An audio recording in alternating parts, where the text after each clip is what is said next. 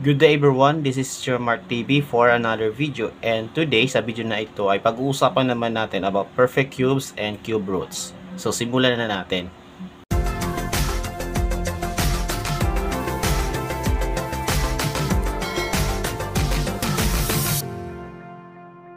Okay, let's take these numbers from 1 to 10 and then imumultiply natin sa sarili nila ng tatlong beses.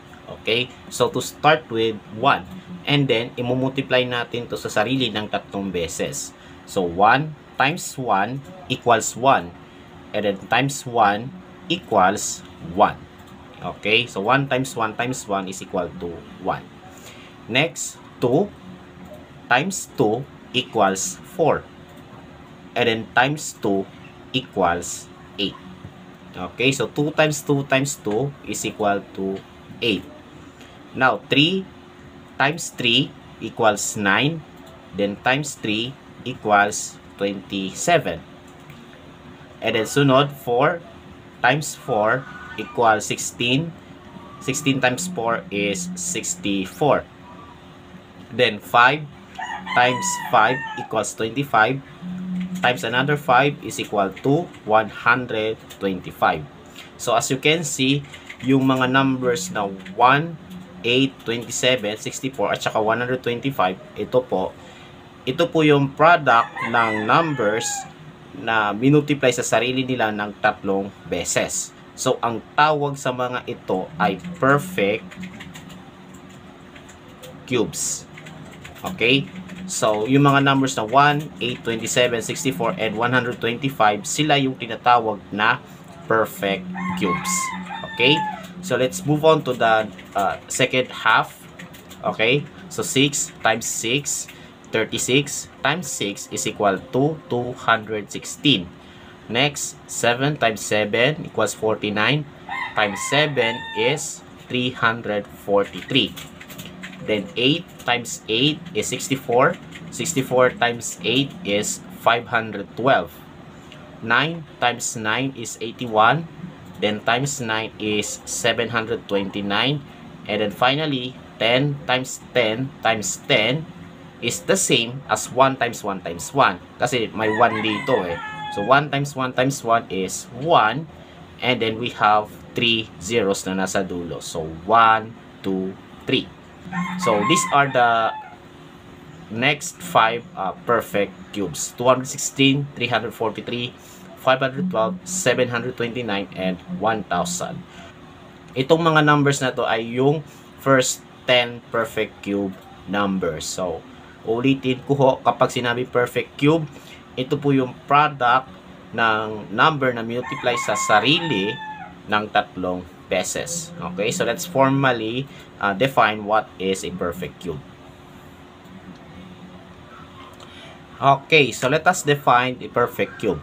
A number is a perfect cube if it is a product of a number, or if it is the product, yan, yan ang tama, no? If it is the product of a number that is multiplied by itself 3 times.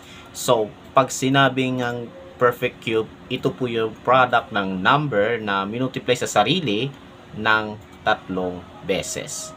Okay, so itong set of numbers, aalamin natin kung ito ba ay perfect cubes or hindi. Okay, so to start with 64, no? So kung i-recall natin yung perfect cubes, so dapat makawisado natin po, no, yung first 10 perfect cube numbers, no? So 64, bali meron tayong number na kapag minultiply sa sarili ng tatlong beses, 64 ang lalabas. So we have 4 times 4, that is equal to 16, and then 16 times 4 is equal to 64. So therefore 64 is a perfect cube. Okay, ayan po. Next naman po is 100. So is it a perfect cube or not? So kung i-recall nga natin, no, 4 times 4 times 4 is equal to 64. Ang kasunod doon is 5 times 5 times 5, which is equal to 125. So magkasunod sila. So ibig sabihin, yung mga numbers na sa gitna ng 64 at 125 ay hindi perfect cubes. At kasama na doon is 100. So, yung 100 nasa gitna ng dalawang ito. So, this is not a perfect cube number. Not a perfect cube. Yan. Okay? Next, for number 250, isa ba itong perfect cube o hindi? So, let us recall the perfect cube number. So, itutuloy natin. Ano po? So, kasunod ng 5 is 6. 6 times 6 times 6. That's 216. And then, kasunod doon is 7. So, 7 times 7 times 7 is 343. So, yung 250 ay nasa gitna ng 216 and 343. So, ibig sabihin, hindi siya perfect cube. So, not a perfect cube. Okay? And then finally, 27. So, this is a perfect cube because 3 times 3 equals 9. No? 9 na to times 3 is 27. So, this is a perfect cube. Okay? And one more thing po, kaya tinawag siyang perfect cube is nakabase siya doon sa solid figure na cube. So, this is the cube. Pag sinabing cube, lahat ng faces nun ay pawang mga squares. And yung sukat ng edges nila is pare-parehas. Okay? So, kung S yung isa, yung haba ng isang side ng ng cube, bale lahat ng iba pang sides, no, ay may sukat na S din. Okay? S units sa lahat ng sides ng cube. So, pare-parehas ang sukat nila. Bale, ang volume ng cube is ganito po, length times width times height. And since pare-parehas yung sukat nila, bale, S times S times S. So, ayan po yung formula sa pagkuha ng volume of the cube. So, let's say, yung sukat ng bawat side ng cube or edge ng cube ay 3. Okay? So, ibig sabihin, 3 lahat to. Ito 3, ito 3, 3. Kasi, lahat sila ay squares, yung faces nila. So, to get the volume, you just multiply the length, width, at saka yung height ng cube, which are all 3. So, 3 times 3 times 3, that is equal to 27. And 27 is indeed a perfect cube number. So, ayan po yung volume ng cube na ito. Kaya, tinawag yung number na perfect cube. Okay, so, ayun. Okay, so, this time, i-define naman natin yung cube root of a number. So, kung merong square root, meron ding cube root. So, kung hindi nyo pa napanood yung video about square root, nasa description po yung link or makikita nyo na lang sa upper right corner ng screen. Okay? So, the cube root of a number is a number that when multiplied by itself 3 times gives the number under this symbol. Okay? So, ito yung symbol ng square root. Okay? And then for this one, kung mapapansin natin is merong number 3 dito, unlike this one, wala siyang number.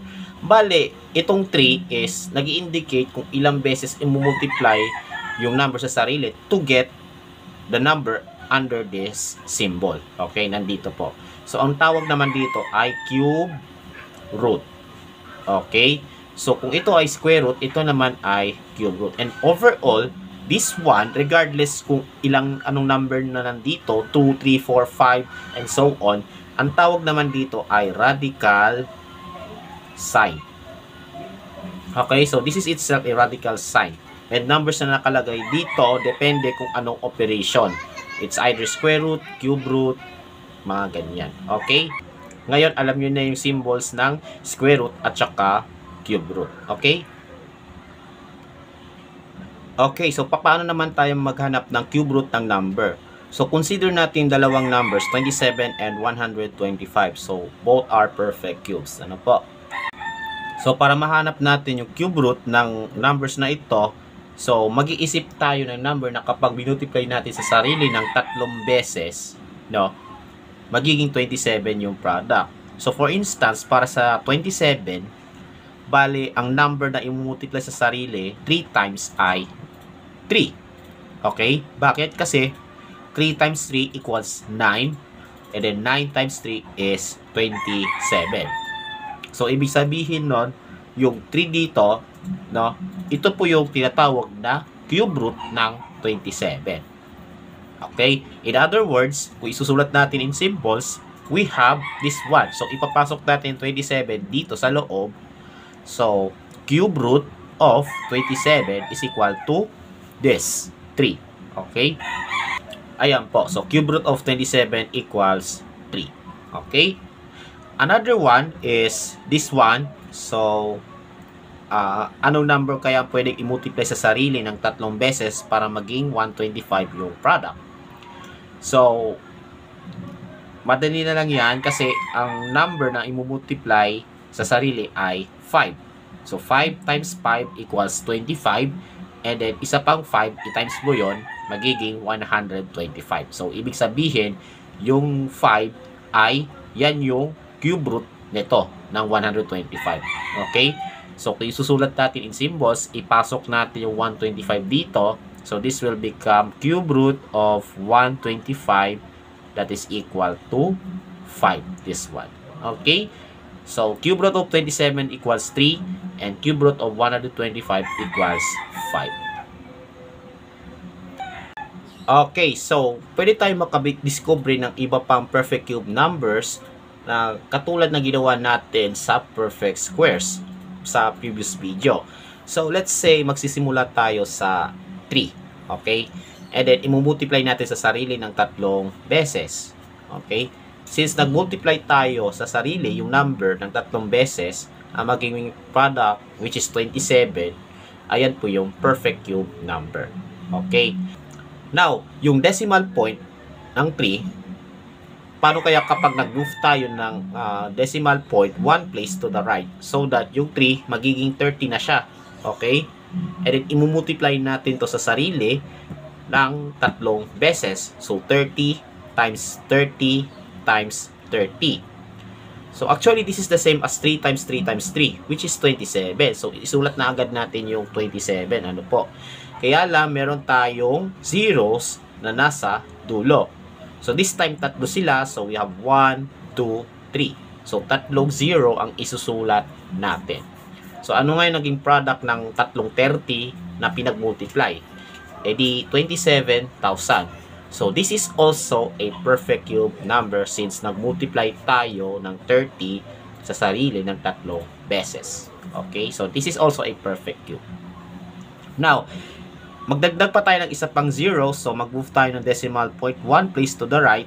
This will become 300. And then, imumultiply natin to sa sarili ng 3 beses. So, 300 times 300 times 300. So, this is the same as 3 times 3 times 3, of course. That's 27. 27 na agad yan. But, we have 3 sets of 2 zeros. So, 2, 4, 6. So, ibig sabihin, maglalagay tayo ng 6 na zeros na nasa product. So, naging 27 million. Okay? And this is also a perfect cube.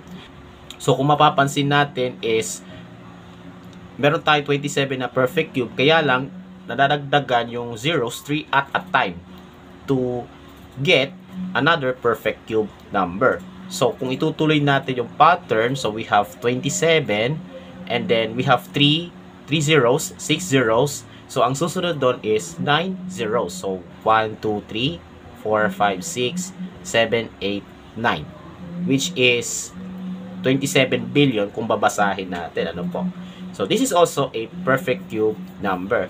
So, in general, for every perfect cube number, let's say 64, no? Pwede tayong mag-add ng tigta 3 zeros, you will create another perfect cube number. So, 64, magdagdag tayo ng 3 zeros, perfect cube pa rin siya, 64,000. Then, another 3 zeros, perfect cube siya.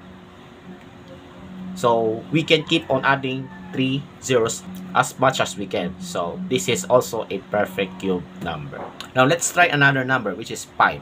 So 5 times 5 times 5 equals 125. So obviously 125 is a perfect cube kasi minultiply natin to ng 3 beses. Okay? Now, what happens kapag minove natin yung decimal point 1 place to the left naman, so that yung 5 magiging 0.5. Okay? So 0.5, and then imumultiply natin sa sarili ng 3 beses. So 0.5 times 0.5 times 0.5. Okay? So it's the same as 5 times 5 times 5. So ilagay natin agad ng 125, no? And then i-count natin yung decimal places, no? So we have 1, 2, 3. So ibig sabihin the product must have 3 places, no? 3 decimal places. Okay? So 1, 2, 3. So nandito dapat 'yan, no? Ayan. So 0.125. Okay? So this is also a perfect cube number. Okay? Ngayon, another place to the left. So i-move natin tong decimal point na to. This will become 0.05. And then i-multiply natin sa sarili ng 3 beses. So again, this is 125. But of course, bibilangin pa rin natin yung decimal places sa product. So this time we have 2 decimal places each. So 2, 4, 6. So meron dapat to 6 na decimal place. So 1, 2, 3, then 4, 5, 6. Ayan. There you go. 0.000125. So this is also a perfect cube number. Kasi nga minultiply natin to sa sarili ng 3 beses. Okay? Now, if we continue this pattern, meron tayong 125, di ba? Hindi nagbabago yan. So, dapat merong 125 yan. Okay? But, ang pinagkaiba is number of decimal places. Ito, merong 3. Ito, merong 6. Bali, ang susunod dapat meron siyam. Okay? So, 1, 2, 3, 4, 5, 6, 7, 8, 9. So, this is a very small number, 0.0, then 1, 2, 5. Okay, so this is also a perfect cube. Okay, ayan po. So just like we did before sa 64, so let's say we have 8, no? Isa siyang perfect cube number. So pwede tayong maglipat ng decimal places 3 places at a time to get another perfect cube number. So from 8, mag-move tayo ng 3 places to the left. So 1, 2, 3. Ayan, so 0.008. So this is a perfect cube number. Then another 3 places to the left, we have 0.000008, no? Which is also a perfect cube number, and so on. So the sequence goes on indefinitely. Okay? Katulad doon sa perfect squares, yung fractions, pwede rin siya maging perfect cubes. So, consider natin yung 2 numbers, 4 and 3. Ano po? So, anong fraction ang mabubuo natin dito? 3 over 4 or 4 over 3. Okay? And then, imumultiply natin yung bawat number sa sarili nila ng 3 beses. Okay? So, 4 times 4 times 4 equals 64. Then 3 times 3 times 3 is equal to 27. Now, itong 3 over 4, i-multiply natin sa sarili ng 3 beses. So, 3 over 4 times 3 over 4 times 3 over 4. Bali, 3 times 3 times 3 is 27. And 4 times 4 times 4 is 64. And then for this one, 4 over 3. Then times 4 over 3 times isa pa. Okay, and then 4 times 4 times 4 is 64, and 3 times 3 times 3 is 27. Okay, since minultiply natin yung number sa sarili nila ng 3 beses, yung mga products ay perfect cubes. So itong 27 over 64 is a perfect cube. So kung mapapansin natin, yung 27 and 64 themselves, no, silang dalawa ay parehong perfect cube numbers. Okay? And this is true for other fractions whose numerator and denominator are both perfect cubes. Like 8 over 1,000 or 27 over 125. So, yung buong fraction ay perfect cubes as long as dapat yung numerator tsaka denominator ay parehong perfect cubes. Okay, so we can create those examples of fractions which are also perfect cubes. And of course, 64 over 27 is also a perfect cube because 64 and 27, silang dalawa ay parehong perfect cube. Okay? Okay, so there is another property na makikita lamang sa perfect cubes. Okay? So yung perfect cubes can be applied to negative numbers. So kung 64 ay perfect cube number, so is negative 64. So isa din siyang perfect cube, negative 64. So kung 1,000 yung perfect cube, negative 1,000 din yung perfect cube. Okay? And yung fraction na 27 over 125, kung saan yung numerator tsaka denominator ay parehong perfect cubes, bali yung negative version nito ay perfect cube din. So to prove this, so para mapatunayan na isa din siyang perfect cube, so yung negative number imumultiply natin sa sarili nila. So let's say we have negative 4 times negative 4 times negative 4. So we know that 4 times 4 times 4 is equal to 64. Pero papaano naman yun? Bakit negative? So negative times negative is positive, no? And positive times negative is negative. Ito kasi is, ayan po yung rule sa pag-multiply ng positive tsaka negative numbers or yung tinatawag na integers, which is matutunan nyo yan sa third quarter. Okay, but right now, dapat natin malaman na for every perfect cube number, yung negative versions nila ay perfect cube din. Okay? So, ayun po. Okay, so dito sa part na to is iaayos natin or i-organize natin yung numbers so that magkakahiwalay yung perfect cubes sa non-perfect cubes. And then dito, kukunin natin yung cube roots ng perfect cube numbers na nasa set na ito. Okay, so to start with 8, so alamin mo muna kung ito ba ay perfect cube or meron kang naisip na whole number na kapag minultiply mo sa sarili niya, bali ang lalabas ay 8. Okay, kapag minultiply mo sa sarili niya ng 3 beses, lalabas ang 8. Okay, so actually meron tayong number na kapag minultiply sa sarili ng 3 beses, 8 ang sagot. So we have 2 times 2, eh di 2 times 2 equals 4 na yan. And then times 2 pa equals 8. So 8 is a perfect cube. So dito natin isusulat. Next naman po is 16. So is it a perfect cube? Okay, so alamin natin yan. Ano po? So kasunod ng ng 2 times 2 times 2, 3 times 3 times 3, diba? So 3 times 3 times 3. Bali, 3 times 3 equals 9. 9 times 3 equals 27. And between 8 at saka 27, which are both perfect cubes, lahat ng numbers na nasa gitna ng dalawang ito ay hindi perfect cubes. So, kabilang dito si 16 sa gitna nila. Okay? So, therefore, hindi siya perfect cube. So, dito natin siya ilalagay. Next naman po is negative 64. So,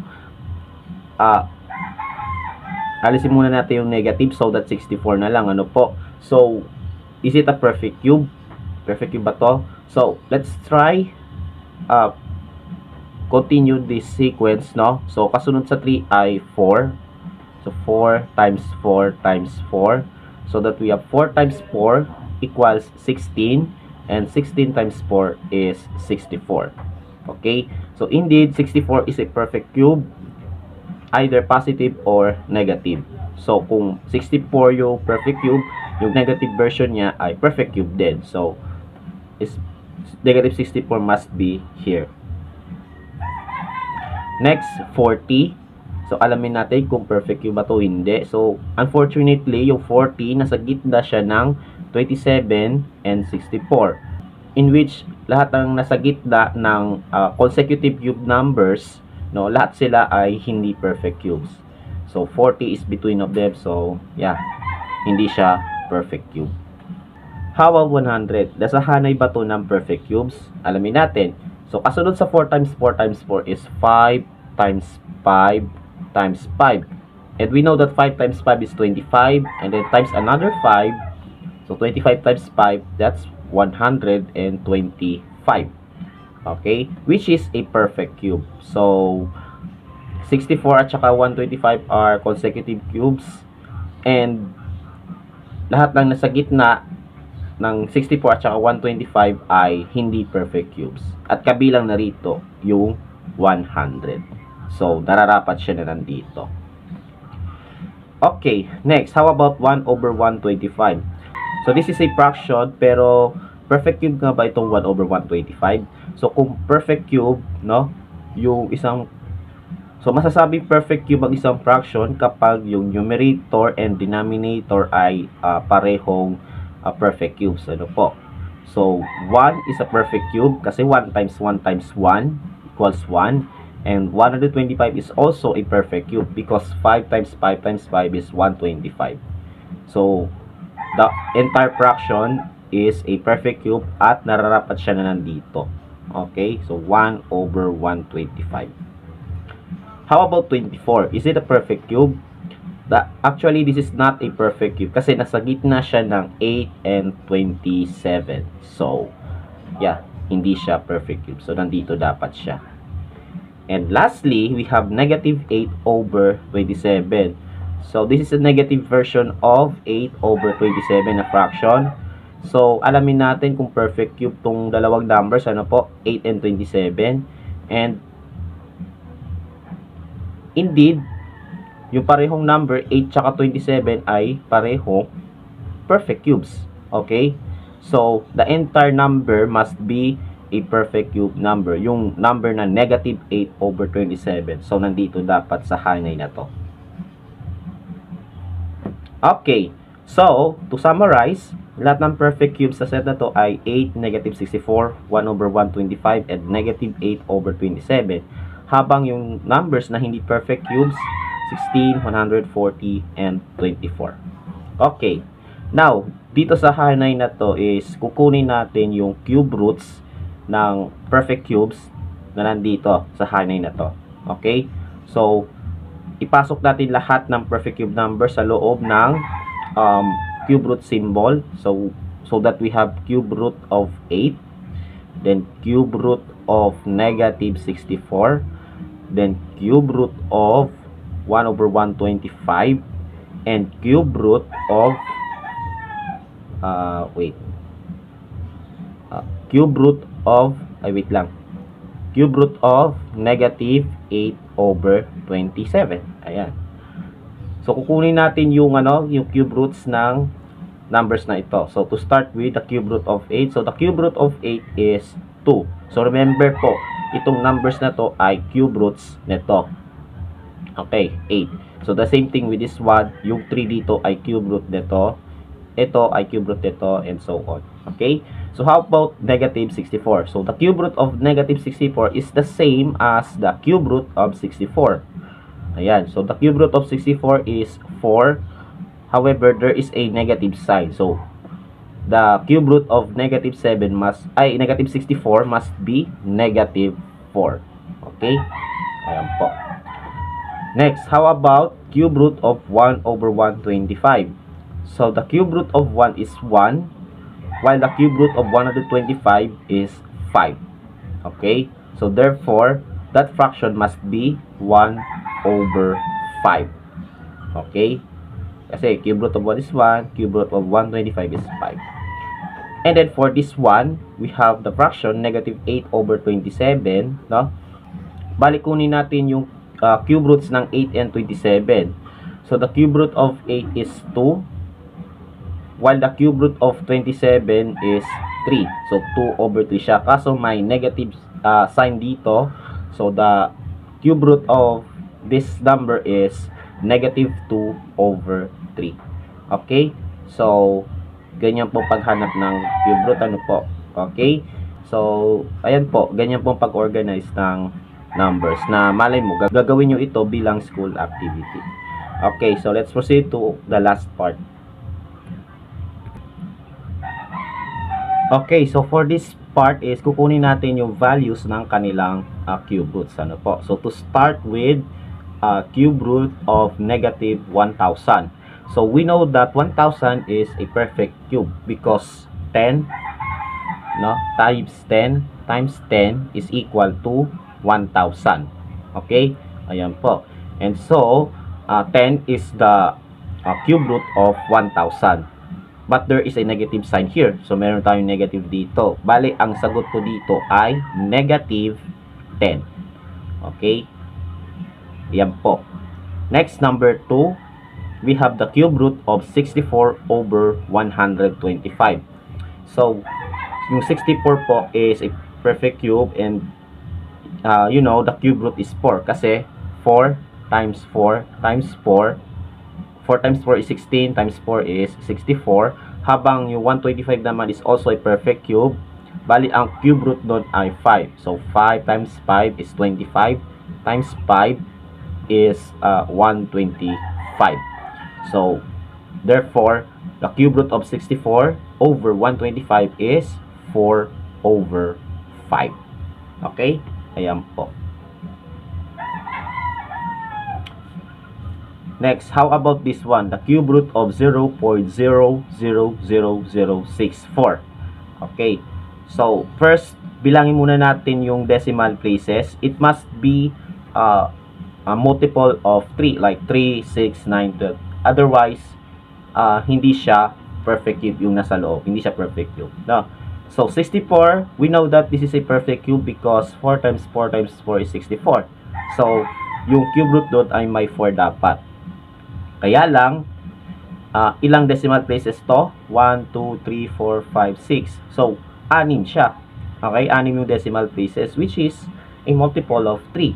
So, this is a perfect cube. Ano po? So, bale, ang gagawin natin, i-cross out natin yung decimal places 3 at a time. So, tigta tatlo naman this time. Di katulad doon sa square root, tigda dalawa.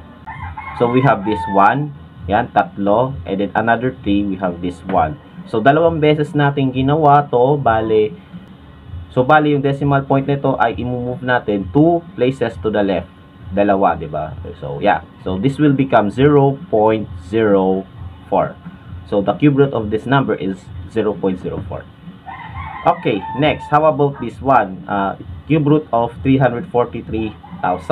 So, notice that there is a number 343 here.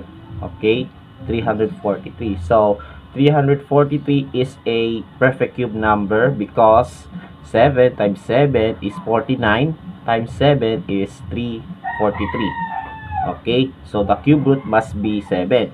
However, yung number of zeros ba ay multiple of 3? Kasi kung hindi siya perfect cube. Okay, hindi to perfect cube. No.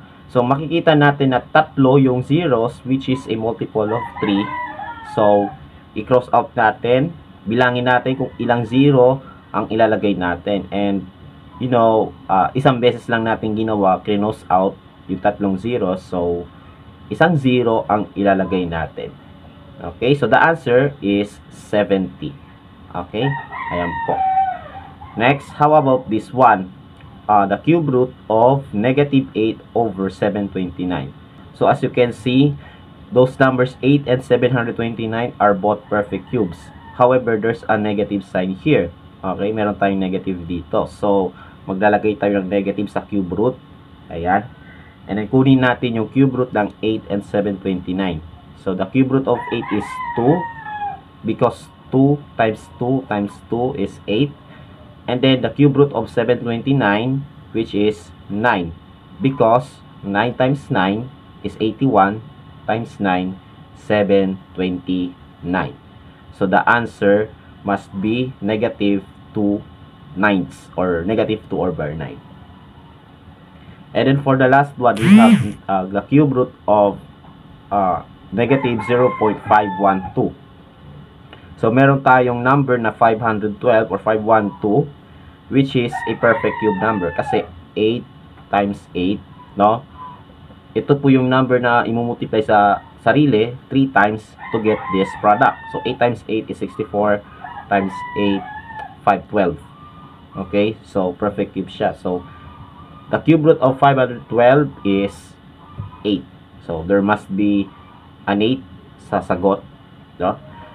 And then para malaman natin kung ilang decimal places ang i-move natin, so simply cross out decimal places 3 at a time. Okay? So meron tayong tatlo, so isang beses lang natin gagawin. Okay? So from here, maglilipat tayo ng 1 place to the left. So the decimal point must be here. Okay? Ayan. And then meron tayong negative sign. So we have negative 0.8 as the answer.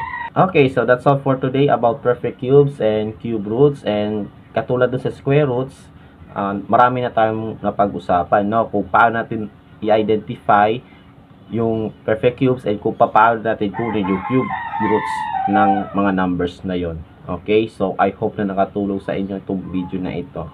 So practice lang, practice ng basics hanggang sa kaya nyo nang harapin yung mga mahihirap na problems. Okay, so do not forget to subscribe to my YouTube channel for more videos and follow me also on my TikTok account. Stay safe, God bless, and as always, have a great day to all.